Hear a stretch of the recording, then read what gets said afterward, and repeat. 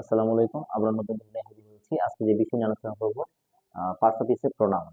এবং এটা হচ্ছে 19 নিবন্ধন পরীক্ষার জন্য। প্রোনাউন প্রোনাউন হচ্ছে সর্বনাম।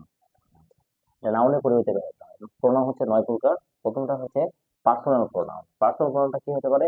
যেমন আই হতে পারে, উই হতে পারে, ইউ হতে পারে, দি হতে পারে, হি হতে পারে এবং হচ্ছে সি হতে পারে। Then possessive pronoun. পসেসিভ প্রোনাউনটা কি করব? Mine, your, his, hers, theirs এগুলো পসেসিভ প্রোনাউন। দেন হচ্ছে 3 নম্বর হচ্ছে রিফ্লেক্সিভ প্রোনাউন। রিফ্লেক্সিভ প্রোনাউন হচ্ছে কি? যখন প্রোনাউনের পার্সনের হচ্ছে অবজেক্ট ফর্ম অথবা পসেসিভ ফর্মের সাথে সেল অথবা সেল যুক্ত হবে তাহলে বুঝবো এটা হচ্ছে রিফ্লেক্সিভ প্রোনাউন। যেমন হচ্ছে মাই সেলফ হতে পারে, আওয়ার সেলফ হতে পারে, ইয়োর সেলফ হতে পারে এবং হিম সেলফ হতে পারে। 4 নম্বর হচ্ছে ডিমনস্ট্রেটিভ প্রোনাউন। যেমন হচ্ছে দিস, দ্যাট, দিস, দোজ, ইট। দেন হচ্ছে ইনডিফিনিট প্রোনাউন। যেমন হচ্ছে অ্যানি হতে পারে, ওয়ান হতে পারে, সাম হতে পারে, নোবডি হতে পারে, অ্যানিবডি হতে পারে, ম্যানি হতে পারে, এভরিওয়ান এবং হচ্ছে অল।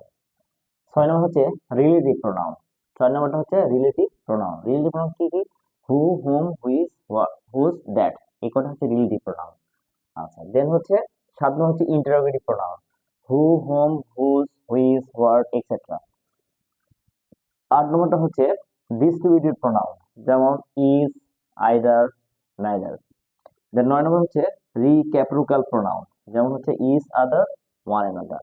এভাবে আমরা এগুলো মনে রাখবো, তাহলে অবশ্যই প্রোনাউন চেনাটা খুব সহজ হবে। ধন্যবাদ সবাইকে।